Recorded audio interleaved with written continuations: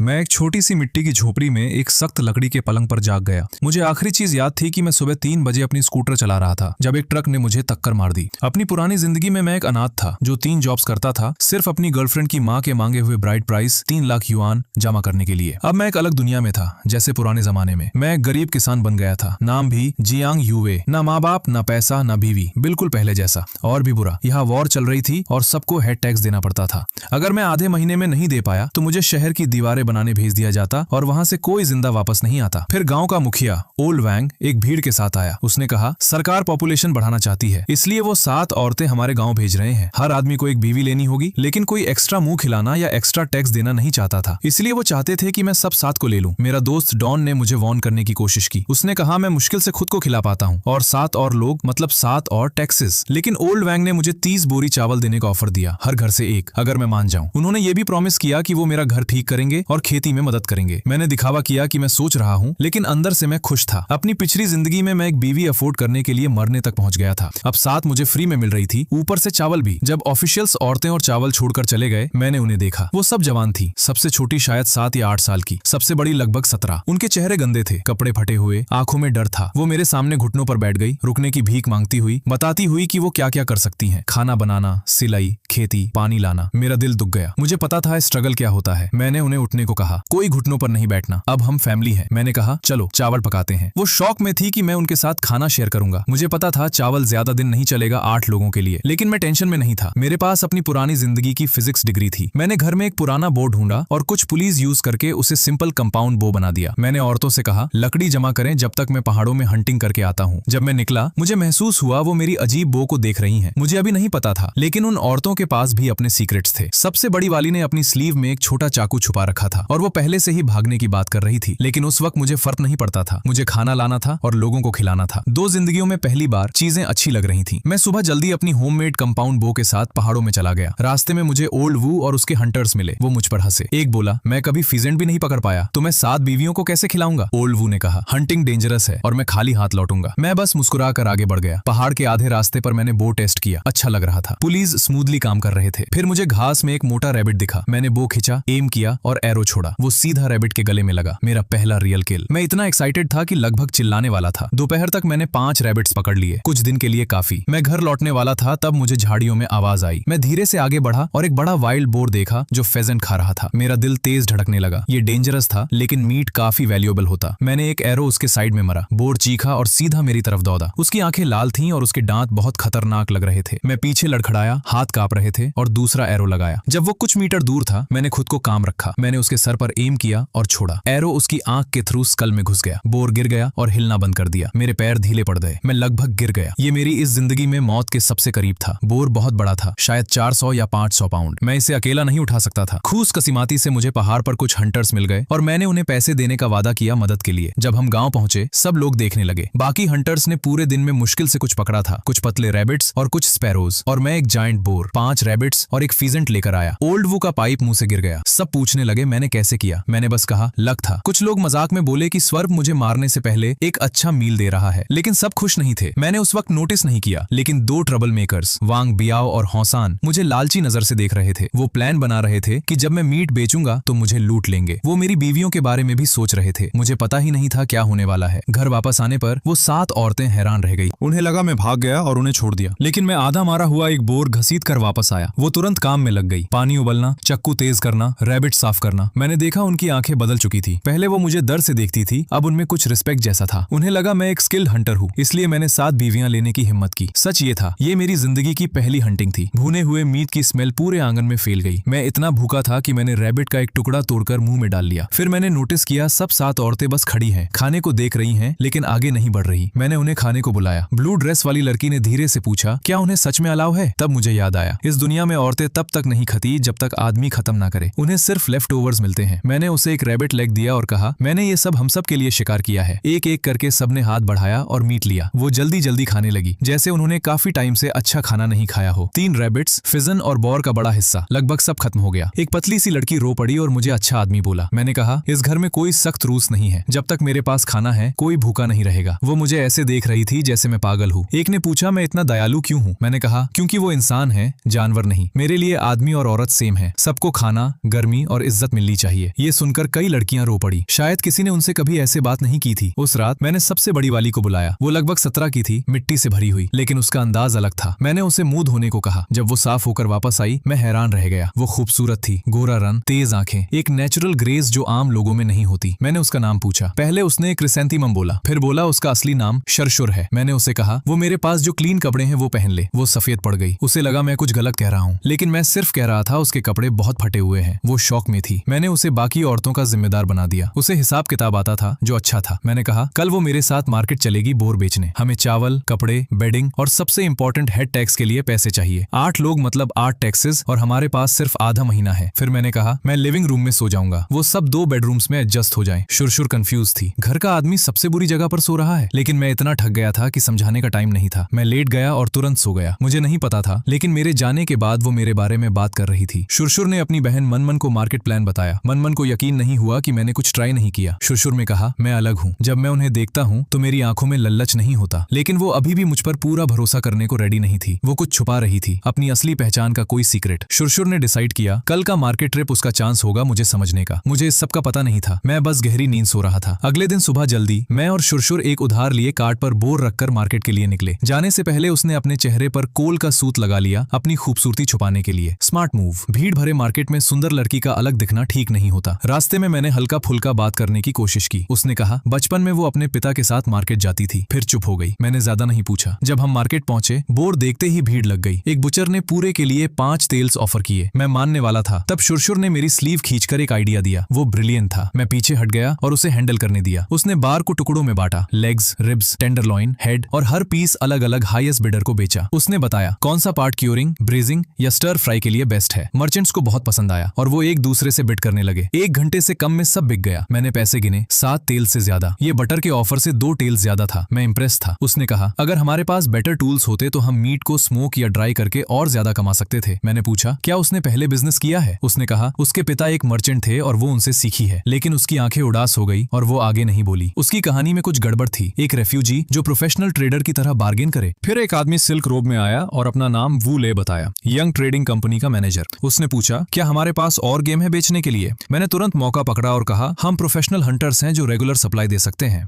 वो बहुत खुश हुआ और हमें अपनी शॉप में बुलाया। यंग ट्रेडिंग कंपनी पूरे रीजन की सबसे बड़ी बिजनेस थी। उनके ओनर यंग शूर चोंग जंग नान के सबसे अमीर आदमी थे। जैसे ही हम अंदर गए, मैंने देखा शरशूर उस गोल्डन साइन को देखकर आंसुओं से भरी आंखों से तक रही है। मुझे समझ नहीं आया क्यों, लेकिन मैंने इग्नोर कर दिया। अंदर मैंने चावल, कपड़ा, क्विल्ट्स, 7 सेट, विमेंस क्लोथिंग, नमक, मसाले और एक आयरन पॉट खरीदा। डिस्काउंट के बाद टोटल 3 टाइल्स और 6 कॉइन्स बने। बोर के पैसे का आधा खत्म, लेकिन घर पर सबको ये चीजें चाहिए थी, खासकर औरतों को। शुरशुर हैरान थी कि मैंने उनके लिए कपड़े लिए, लेकिन अपने लिए कुछ नहीं। फिर मैंने मैनेजर वू से कुछ अलग चीज मांगी। Refractory clay, graphite crucibles, quenching oil, blacksmithing materials. उसकी भौएं ऊपर उठ गई। उसने पूछा एक हंटर को इन सब की क्या जरूरत। मैं उसके पास झुककर धीरे से कुछ बोला। जो भी मैंने कहा उसकी आंखें चमक उठी और वो तुरंत सब अरेंज करने चला गया। शुरशुर मुझे कंफ्यूज देख रही थी। उसने भी वही पूछा एक हंटर को ब्लैक मिश सप्लाईज क्यों चाहिए। मैं बस मुस्कुरा दिया। मेरे प्लान्स थे जो अभी कोई समझ नहीं सकता था। सनसेट तक हमने लगभग सारे पैसे खर्च कर दिए। 3 टायल नॉर्मल सप्लाईज पर और 3 टायल ब्लैक मिशिंग मटेरियल्स पर। कार्ड भरा हुआ था और हम घर लौट रहे थे। जंगल के रास्ते पर 4 मास्क आदमी छुरी लेकर सामने आ गए। ये वोंग बियाओ और उसका गैंग था, गांव के वही ट्रबल मेकर्स। उन्हें हमारा सामान, पैसे और शरशूर चाहिए थी। मैं शांत रहा। मैंने पहले ही एक लाइम पाउडर का बैग और एक मोटा डंडा सीट के नीचे छुपा रखा था, जस्ट इन केस। मैंने दिखावा किया कि मैं हार मान रहा हूँ। मैंने शरशूर को कार्ड से उठाने को भी कहा। उसकी आंखों में इतना दर्द था, उसे लगा मैं उसे दे रहा हूँ। जैसे ही वोंग बियाओ उसकी तरफ बढ़ा, मैंने लेम उनके चेहरे पर फेंक दिया। वो चीखने लगे और आंखें रगड़ने लगे। मैंने डंडा उठाया और उन्हें जोर जोर से पीटा। हर वार के साथ मैंने कहा मेरे लोगों को कभी हाथ मत लगाना। मैंने उनके मास्क उतार दिए। वोंग बियाओ और होसन जैसे मैंने सोचा था। मैंने उनका पैसा ले लिया, 2 टायल सिल्वर और कुछ कॉपर कॉइन्स। बोला ये उनकी जान की कीमत है। मैंने डंडा पत्थर पर तोड़ दिया ताकि मैसेज क्लियर हो जाए। फिर उन्हें जंगल में लात मारकर भगा दिया। वो धमकी देते हुए भाग गए। जब मैं शुरशुर की तरफ मुड़ा, उसने मुझ पर चक्कू तान दिया। वो कांप रही थी। उसे लगा मैंने उसे छोड़ दिया था। मैंने हाथ ऊपर किए और धीरे धीरे समझाया। मैंने कहा ये सब प्लान का पार्ट था। मुझे चाहिए था वो गार्ड डाउन करें ताकि लाइम काम करे। वो आखिर में शांत हो गई, लेकिन जैसे ही वो आगे बढ़ी, वो पत्थर पर फिसल गई और चाकू सीधा मेरी थाई में घुस गया। वो सफेद पड़ गई। मैंने कहा कोई बात नहीं। उसने अपनी स्लीव से कपड़ा फाड़कर बैंडेज किया। मैं अंदर ही अंदर हंसा। डाकू मुझे चोट नहीं पहुंचा पाए, लेकिन मेरी अपनी बीवी ने दे दी। घर लौटने पर बाकी 6 औरतें नई चीजों, कपड़ों, क्विल्ट्स, चावल और सब्जियों को देखकर खुश हो गई। चैन ली अनयू, तीसरी बीवी, ने मेरी बैंडेज लेग देखी और मुझे अंदर ले गई। मैंने कहा मैं बस गिर गया था। शुरशुर हैरान थी कि मैंने उसे कवर किया। वो बाद में मेरे लिए पॉरेज कवरेज लाई और पूछा मैंने झूठ क्यों बोला। मैंने कहा वो मेरी बीवी है, मैं उसे ब्लेम क्यों करूंगा। उसने सांस ली और बोला अगर मैं उसका रिस्पेक्ट जीत लूं तो मुझसे शादी करना इतना बुरा नहीं होगा। लेकिन मुझे पता था वो बिलीव नहीं करती कि एक सिंपल गांव वाला कभी ऐसा कर सकता है। मुझे उसकी पूरी कहानी अभी नहीं पता थी, लेकिन उसकी आंखों में दिखता था वो किसी और दुनिया से आई थी। वो प्लान कर रही थी कि जैसे ही रेस्ट करेगी वो अपनी बहन को लेकर चली जाएगी। वो मुझे अपनी प्रॉब्लम्स में नहीं घसीटना चाहती थी। मुझे ये भी नहीं पता था कि उसी वक्त वोंग बियाओ और उसके लोग नडी के पास छुपे हुए बदला लेने का प्लान बना रहे थे। वो रात में मेरे घर घुसकर मेरे परिवार को नुकसान पहुंचना और सब कुछ जला देना चाहते थे, लेकिन अभी तक मुझे कुछ पता नहीं था। फिलहाल बेड पर पड़ा हुआ एक घायल पैर और गर्म पॉरेज के साथ मुझे एक ऐसा एहसास हो रहा था जो मैंने कभी अपनी दोनों जिंदगियों में नहीं महसूस किया था, एक सच्चे घर की गर्माहट। उस रात शुरशुर ने मेरी मदद की आयरन फर्नेस बनाने में। मैंने अपनी फिजिक्स डिग्री का पूरा यूज किया, double layer walls, spiral air channels और डबल एक्शन बेलोज जो दोनों तरफ से हवा भेजता है। शुरशुर बार बार सवाल पूछ रही थी, उसने कभी ऐसा कुछ नहीं देखा था। सच में इस दुनिया में किसी ने नहीं देखा था। अगले दिन दोपहर तक मैंने फर्नेस खोला और पिघला हुआ आयरन बाहर बहने लगा, लाल सुनहरे रंग में चमकता हुआ। शुरशुर को यकीन नहीं हुआ। उसने कहा टॉप क्राफ्ट्समैन को आयरन मेल्ट करने में दिन लगते हैं और मैंने एक रात में कर दिया। मैंने समझाया कि मेरा फर्नेस 1400 डिग्री से ज्यादा हीट तक पहुंचता है, जो नॉर्मल से बहुत ज्यादा है। मैं गलती से सेल्सियस बोल गया। उसने तुरंत पकड़ लिया। मैंने इसे एक टेक्निकल टर्म कहकर टाल दिया, लेकिन मुझे पता था उसका दिमाग चल रहा है। वो कोई आम रेफ्यूजी नहीं थी। उसे बिल्कुल समझ आ गया था कि ये टेक्नोलॉजी कितनी वैल्यूएबल है। मैं महसूस कर सकता था उसका एटीट्यूड बदल रहा है। पहले वो जाना चाहती थी, अब वो रुकना चाहती थी। यही मैं चाहता था। जब एक औरत किसी आदमी में इंटरेस्ट लेने लगती है, वही शुरुआत होती है। फिर उसने नोटिस किया मेरा घाव फिर से खुल गया है। उसके चक्कू से लगा पुराना वूंड बेलोस चलाते वक्त दोबारा खुल गया था। वो मुझे अंदर ले गई बैंडेज करने के लिए। उसमें स्नो लोटस और मॉर्निंग ड्यू की खुशबू थी। मैं नोटिस किए बिना नहीं रह सका। उसने मुझे बोला मैं अपनी पैंट ऊपर करूं ताकि वो घाव देख सके। मैं डिस्ट्रैक्टेड था और गलती से सब नीचे खींच दिया। वो चीख पड़ी और अपनी आंखें बंद कर ली। उसका चेहरा लाल हो गया। मैं घबरा गया और जल्दी से कपड़े ठीक किए। बार बार सॉरी बोलता रहा। ये सच में एक्सीडेंट था। थोड़ी ऑकवर्ड साइलेंस के बाद मैं बेड पर लेट गया और वो घुटनों के बल बैठकर दवा लगाने लगी। उसके हाथ नरम थे लेकिन कांप रहे थे। उसके बालों की कुछ लट मेरी गार्ड को छू गई। मेरा दिल तेज धड़क रहा था। जब वो बैंडेज कर चुकी वो जल्दी से उठकर जाने लगी, लेकिन मैंने उसका हाथ पकड़कर उसे रुकने को कहा। वो घबरा गई और बोली हाथ छोड़ो। मैंने शुरशुर का हाथ छोड़ दिया और समझाया कि मैं बस चाहता हूँ वो मेरे साथ चले ली दान के पास, जो मेरा पड़ोसी और ब्लैकस्मिथ है। वो तुरंत शांत हो गई। हम उसके घर गए और पहुंचने से पहले ही झगड़ा सुनाई दिया। उसकी वाइफ स्याओ जुआन चिल्ला रही थी कि सैलरी कम हो गई है और वो हेड टैक्स कभी अफोर्ड नहीं कर पाएंगे। जब उसने मुझे देखा उसे लगा मैं फ्री में मदद लेने आया हूँ और वो मुझे डांटने लगी। उसने मुझे फेलियर कहा जो हमेशा दूसरों पर डिपेंड करता है। मैंने कहा इस बार बात अलग है। मैंने एक सिल्वर टेल निकाला और ली डैन को डबल मंथली वेज देने का ऑफर दिया। स्याओ जुआन ने कॉइन तुरंत छीन लिया, दांत से चेक किया और अचानक फ्रेंडली हो गई। ली दान इतना पैसा लेने में अनईजी था, लेकिन मैंने कहा काम उसके लायक होगा। वापस आते हुए मैंने उसे बताया मुझे फार्मिंग टूल्स नहीं वेपन्स चाहिए। वो हंसा और बोला बिना प्रॉपर फर्नेस के ये इम्पॉसिबल है। फिर मैंने अपना कोर्टयार्ड गेट खोला और उसे अपना फर्नेस दिखाया। उसने एक नजर गोल्ड शेप्ड फर्नेस पर दली और फिर हंसा, लेकिन मैंने उसे जलाया और बेलोस चलाया। जब आग व्हाइट हॉट हो गई उसका मुंह खुला का खुला रह गया। उसने कहा शहर की बेस्ट फोर्ज भी इतनी हीट नहीं दे सकती। वो बार बार पूछने लगा मैंने ये कहां से सीखा। मैंने झूठ बोला कि मुझे ये डिजाइन एक पुरानी किताब में मिला। शुरशुर पास खड़ी थी। मुझे पता था वो बिलीव नहीं करती, लेकिन उसने कुछ नहीं कहा। ली दान तुरंत काम पर लग गया। मेरे फर्नेस के हाई क्वालिटी आयरन और उसके स्किल से उसने एक खूबसूरत डैगर बनाया। ब्लेड पानी की तरह स्मूथ था, इतना शार्प कि पत्थर पर गहरा निशान बना दे बिना डैमेज के। ली दान बहुत खुश था। उसने कहा जैसे जैसे वो फर्नेस समझेगा वेपन्स और बेटर बनेंगे। मैंने वो डैगर उठाया और शुरशुर को दे दिया। वो शॉक में थी। आखिर उसने कुछ दिन पहले मुझे चक्कू मारा था। उसने पूछा क्या मैं नहीं डरता कि वो फिर उसे मेरे खिलाफ उसे करेगी। मैंने उसकी आंखों में देखकर कहा वो मेरी बीवी है, मैं उस पर ट्रस्ट करता हूँ, मैं क्यों दारू। उसके चेहरे पर कुछ सॉफ्ट हुआ थोड़ा सा, लेकिन मैंने नोटिस किया। लेकिन उस रात प्रॉब्लम आ गई। कुछ मास्क्ड आदमी हमारे घर आए मेरी बीवियों को नुकसान पहुंचाने। मैं गहरी नींद में था जब किसी ने मुझे जगाया। मेरे कंधे पर एक ठंडा हाथ और एक अजीब आवाज, उठ जाओ बुरे लोग आ रहे हैं। मैंने आंखें खोली लेकिन कोई नहीं था, जैसे कोई भूत हो। मेरे पास सोचने का टाइम नहीं था। मैं चुपके से विंडो तक गया और उन्हें देखा। वोंग बियाओ, होसन और 2 और लोग दीवार पार कर रहे थे, हाथ में चक्कू और कुल्हाड़ी। उनके चेहरे गुस्से से भरे थे। ये उनका बदला था जो मैंने रोड पर दिया था। मुझे अपना बो चाहिए था, लेकिन उससे पहले ही वो दरवाजा तोड़कर बेडरूम की तरफ दौड़ पड़े। औरतें चीखने लगी। आदमी उनकी गर्दन पर ब्लेड रखकर चुप रहने को बोले। मेरी बीवियां कांप रही थी, रो रही थी, अपना मुंह बंद कर रही थी। वोंग बियाओ पूछ रहा था मैं कहाँ हूँ। कोई नहीं बोला। फिर उनकी नजर शुरशुर पर पड़ी। उसने कोल साफ कर लिया था और उसकी असली खूबसूरती सामने थी। वो सब एक पल के लिए रुक गए। उन्होंने सुना था मेरी बीवियां बदसूरत हैं, लेकिन शुरशुर तो किसी और दुनिया की लग रही थी। वो उस पर जानवरों की तरह लड़ने लगे, गंदी बातें करते हुए। शुरशुर ने अपने हाथ फोल्ड किए और सफेद पड़ गई, लेकिन उसकी आंखों में लड़ने की इच्छा थी। वो अपनी इज्जत खोना से पहले मरना पसंद करती। वोंग बियाओ ने सबको धक्का देकर हटा दिया और उसकी तरफ बढ़ा, एक गंदी हंसी के साथ। उसे कह रहा था मुझे भूल जाओ और उसके साथ आ जाओ। तब मैंने एरो छोड़ा। वो दरवाजे के थ्रू गया और एक आदमी को लगा। वो चीखा और गिर गया। सब जम गए। मैं अंदर आया अपना कंपाउंड बॉम्ब पकड़े हुए, दूसरा एरो ऑलरेडी ड्रॉन, वही बॉम्ब जिसने वाइल्ड बोर को मारा था। था। मैंने उन्हें देखा और कहा जो मेरे दिल में था, तुम मेरी बीवी को हाथ लगाने की हिम्मत कैसे करते हो? मरने के लिए रेडी हो जाओ। मैंने 2 को तुरंत मार दिया और एक और गिर गया। कंपाउंड बो बहुत ही डेंजरस था। एरोज हड्डियां छेड़ते हुए आदमी को दीवार से चिपका देते थे। वोंग बियाओ और होसान डर से जम गए। उन्होंने कभी ऐसा वेपन नहीं देखा था, लेकिन वोंग बियाओ चालाक था। उसने शुरसुर को पकड़ लिया और उसकी गर्दन पर चाकू रख दिया। यूज शील्ड बना लिया। मैंने बो एम किया, लेकिन मैं शूट नहीं कर सकता था बिना यूज हिट किए। हम दोनों फेस गए। कोई भी दूसरे पर भरोसा नहीं कर रहा था। तब शुरसुर ने मूव किया। उसने वही डैगर निकाला जो मैंने दिया था और वोंग बियाओ को घोंपा। वो चीखा और उस पर चाकू से वार किया। तभी पता नहीं कहां से एक पत्थर उड़ा और उसकी पीठ पर लगा। वो गिर गया। मुझे नहीं पता वो पत्थर कहां से आया, लेकिन मैंने टाइम वेस्ट नहीं किया। मैंने एरो छोड़ा। वो होसान के पार गया और वोंग बियाओ को भी लगा, लेकिन उसने हिडन आर्मर पहना हुआ था। उसने उसकी जान बचा ली। वो विंडो से कूदकर अंधेरे में गायब हो गया। शुरसुर को बस छोटा सा स्क्रैच आया। वो ठीक थी। औरतें दर्द से कांप रही थीं। 3 लाशें हमारे घर में पड़ी थीं। मैंने सबको दूसरे कमरे में जाने को कहा जब तक मैं सफाई करूं। अगले दिन सुबह ली दान काम के लिए आया और बॉडीज देखकर लगभग बेहोश हो गया। मैंने उसे सब बताया। उसे यकीन नहीं हुआ कि मैंने 4 आर्म्ड आदमियों से अकेला लड़ाई की। उसने कहा मैं बिल्कुल बदल गया हूँ। पुराना जियांग युवे तो मुर्गा मारने से भी डरता था। मैंने कहा 7 बीवियां आदमी को बदल देती हैं। फिर ली डैन ने मुझे वार्न किया। वोंग बियाओ का एक भाई है जो वुल्फ रिट्स के बैंडिट्स के साथ है, जो पूरे एरिया का सबसे खतरनाक गैंग है। सरकार भी उन्हें कंट्रोल नहीं कर सकती। अगर वोंग बियाओ उनसे मदद ले आया तो मेरा परिवार खतरे में है। मैं ये भी सोच रहा था कि कल रात मुझे किसने जगाया। वो ठंडा हाथ, वो अजीब आवाज।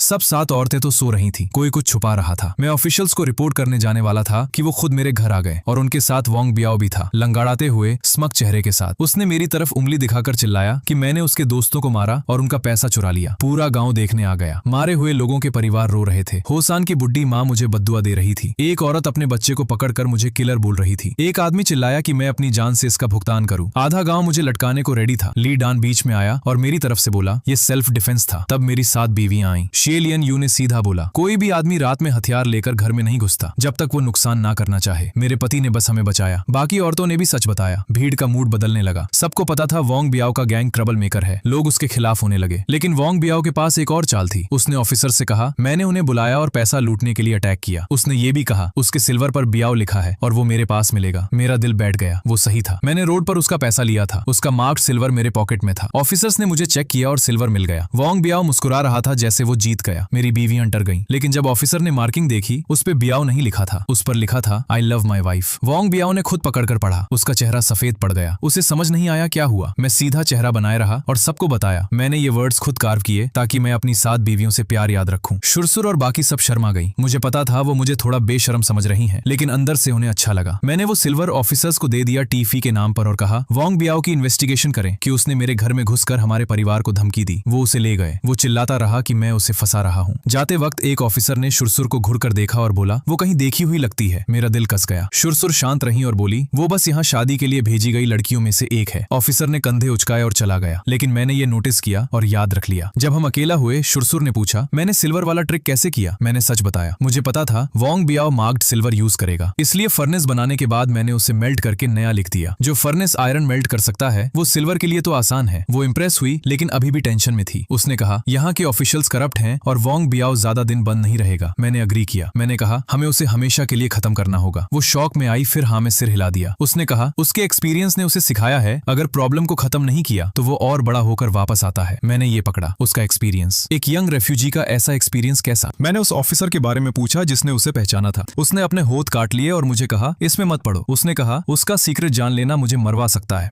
वो और उसकी बहन मान प्लान कर रही थी कि उनकी मुसीबत उन तक पहुंचने से पहले वो चली जाएंगी। वो मुझे अपनी प्रॉब्लम में नहीं घसीटना चाहती थी। मैंने बस उसके कंधे पर हाथ रखा और कहा वो मेरी बीवी है, चाहे सिर्फ नाम के लिए ही सही। अगर मुसीबत आई तो मैं खदा नहीं देखूंगा। उसकी आंखें लाल हो गईं। उसने जल्दी से आंसू पोंछ लिए। बाद में मैंने सुना मान शुरशुर से कह रही थी कि मैं एक अच्छा आदमी हूँ और शायद उसे मुझे सच में पति मान लेना चाहिए। शुरशुर ने उसे दाद दिया। उसने कहा हमारे बैकग्राउंड्स का फर्क बहुत बड़ा है और उनकी मुसीबत बहुत खतरनाक है। अगर उनका सीक्रेट खुल गया तो सब मर जाएंगे। मैं भी। मैं कोने में खड़ा था, मेरे हाथ बंधे हुए। उन्हें लगा मैं उन्हें प्रोटेक्ट नहीं कर सकता। उन्हें लगा मैं बस एक गरीब गांव का शिकारी हूँ जो किसी पावरफुल दुश्मन के सामने कुछ नहीं। मैंने वहीं चुपचाप कसम खाई मैं उन्हें प्रोटेक्ट करूंगा और एक दिन शुरशुर मुझे पति कहेगी दिल से। मैं 20 से ज्यादा वेपन्स लेकर यांग ट्रेडिंग कंपनी गया। चाकू, भाले, तलवारें। मैनेजर वू ने हर एक को देखा और तारीफ करता ही रहा। उसने पूरे लॉट के लिए 500 सिल्वर कॉइन्स ऑफर किए जो मेरी एक्सपेक्टेशन से ज्यादा था। मैंने उसे 10 कॉइन्स दिए थैंक यू के लिए, शुरशुर की एडवाइस फॉलो करते हुए कि लॉन्ग टर्म बिजनेस रिलेशन बनाना चाहिए। वो खुश हुआ और बोला वो मुझे और आयरन ओर दिलवाने में मदद करेगा। वो मुझे कैरेज में एक माइनिंग एरिया ले गया जहाँ एक जवान लड़का जो जिन काम करता था, लगभग 20 साल का, अच्छे कपड़े, कॉन्फिडेंस से भरा। जब वो ने बताया कि मैं ही वो आदमी हूँ जिसने वाइल्ड बोर मरा, जो जिन हंस पड़ा। उसने मेरी पतली बॉडी देखी और बोला, ये मुमकिन नहीं। उसने बेट लगाई, अगर मैं प्रूव कर दूं कि मैंने बोर मरा तो वो मुझे top quality iron ore free देगा। मैंने अपना नया कॉम्पाउंड बो निकाला। ली दान ने उसे मेरी इंप्रूव डिजाइन से रीबिल्ड किया था, पहले से हल्का, स्ट्रॉन्ग और पावरफुल। सब लोग उस अजीब वेपन को देखकर हैरान थे। मैं एक 100 स्टेप्स दूर खड़ा हुआ, स्ट्रिंग खींची और एरो छोड़ा। वो टारगेट को सीधा छेड़ता हुआ उसे 2 टुकड़ों में तोड़ गया। पूरा क्राउड चुप हो गया। फिर जो जिन बिल्कुल बदल गया। वो प्राउड यंग मास्टर एक ईगर लड़के में बदल गया। वो मेरे पास आया, झुक कर बोला, मुझे अपना स्टूडेंट बना लो। उसने कहा, मेरी आर्चरी डिवाइन है और वो मुझे बाप की तरह सर्व करेगा। मैंने अपने मन में सोचा, ये ज्यादा बो का कमाल है, मेरी स्किल का नहीं। लेकिन मैं ये बोल नहीं सकता था। मैंने कहा, मैं सोचूंगा। स्टूडेंट लेना सीरियस बात है और हमारे फैमिली के टेक्निक्स ऐसे ही शेयर नहीं किए जा सकते। उसने रिस्पेक्ट दिखाने के लिए बेस्ट आयरन ओर से भरा कार्ट फ्री में दे दिया। मैं वापस आते हुए खुश था, लेकिन आधा घंटा बाद मेरा खून ठंडा हो गया। रोड पर बंदिट्स खड़े थे, वुल्फ रिज गैंग,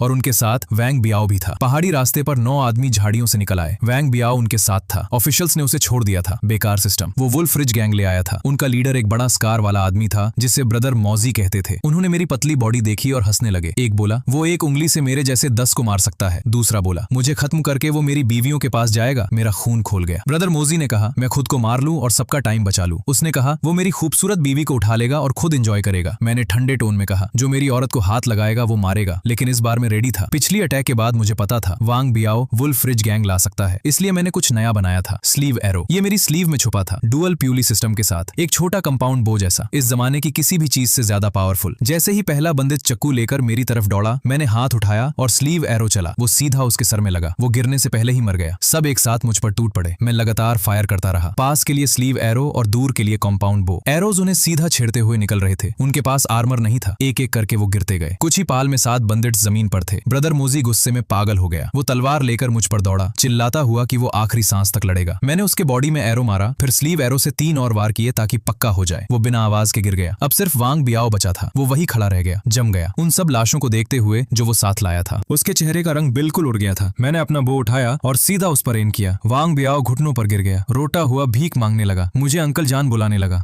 बोला वो कुत्ते की तरह मेरी सेवा करेगा। मैंने उसे भूखने को कहा। उसने बिना झिझक भूखा। फिर मैंने उसे एक आखिरी बात कही, कभी मेरी औरत को नुकसान पहुंचाने का सोचना भी मत। मैंने अपना डैगर निकाला और उसका सर काट दिया। जैसे ही सब खत्म हुआ, मेरा पूरा शरीर कांपने लगा। मेरा पेट उलट गया और मैं झुककर उल्टी करने लगा। पिछली जिंदगी में मैंने कभी किसी को चोट नहीं पहुंचाई थी और अब मैंने किसी का सर काट दिया था, इतनी नजदीक से। खून, हिलता हुआ जिस्म, सब बहुत ज्यादा था। मैं तब तक उल्टी करता रहा जब तक कुछ बच्चा ही नहीं। मैं वही खड़ा सोच रहा था, मैं क्या बन रहा हूँ? क्या ये दुनिया मुझे बदल रही है या मैं हमेशा से ऐसा था? मैंने डिसाइड किया ये मैटर नहीं करता, मुझे स्ट्रांग बनना होगा। यही एक तरीका है अपने परिवार को बचाने का। तब मुझे पीछे से आवाज आई, मास्टर आप बहुत अमेजिंग हो। मैं तुरंत मुड़ा, हाथ स्लीव एरो पर। वो जोजीन था, माइन ओनर का बेटा। वो मेरे पीछे आया था क्योंकि वो मेरा कांटेक्ट लेना भूल गया था। उसने पूरी फाइट देख ली थी। ये प्रॉब्लम थी, अगर ये बात फैल गई कि मैंने वुल्फ रिज के लोगों को मारा तो पूरा गैंग मेरे परिवार के पीछे आ जाता। मैंने जो जिनसे सीधा पूछा, क्या वो नहीं डरता कि मैं उसे चुप रखने के लिए मार दूंगा? वो शांत रहा। उसने कहा, उसे लगता है मैं अच्छा आदमी हूँ जो बिना वजह किसी को नहीं मारता। समझदार लड़का। मैंने कहा, उसे चुप रखने का एक ही तरीका है, उसे मेरा अकॉम्प्लिस बनना पड़ेगा। एक पंडित अभी भी जिंदा था, जमीन पर पड़ा हुआ। मैंने जो जिनसे कहा उसे खत्म करो। उसके हाथ कांप रहे थे, पसीना उसके चेहरे पर था, लेकिन वो समझ गया अगर वो इसमें शामिल हो गया तो वो कभी नहीं बोलेगा। उसने चक्कू निकाला, आंखें बंद की और वार किया। आदमी मर गया। उसके बाद मैंने ऑफिशियली जो जिन को अपना डिसाइपर बना लिया। वो बहुत खुश होकर 3 बार झुका। मेरे अपने रीजंस थे। अब वो चुप रहेगा और उसकी आयरन ओर माइंस मेरे वेपन बिजनेस को फ्यूल करेगी। हमने सफाई की और जल्दी निकल गए। मुझे नहीं पता था कि वुल्फ रिज पर उनका लीडर पहले ही लाशें देख चुका था। वो गुस्से से कांप रहा था, टेबल पलट रहा था, जवाब मांग रहा था। उसने अपने लोग भेजे किलर को ढूंढने के लिए। वो किलर और उसके पूरे परिवार को मारना चाहता था। शिकार शुरू हो चुका था और सीधा मेरी तरफ आ रहा था। मैंने 300 टेल से ज्यादा सिल्वर अपनी बीवियों के सामने टेबल पर रख दिया। उनकी आंखें खुल गईं। ये हम 8 लोगों के हेडटेक्स के लिए काफी से भी ज्यादा था और फिर भी काफी बच रहा था। मैंने उन्हें गिफ्ट्स भी दिए, हेयर पिन्स, रूज, सिल्क फैब्रिक, छोटे एम्ब्रॉयडर्ड सैचेज। वो इतनी खुश थी कि कुछ बोल नहीं पा रही थी। फिर मैंने उनसे कहा वो अपना प्रॉपर इंट्रोडक्शन दे। फर्स्ट वाइफ शुरशुर, सेकंड चिन लियान्यू, थर्ड लिंजीशिया, फोर्थ जी शायद निकनेम, फिफ्थ ली टिंग, सिक्स्थ जुआन, 7th मनमान शुरशुर की छोटी बहन, सिर्फ 8 या 9 साल की।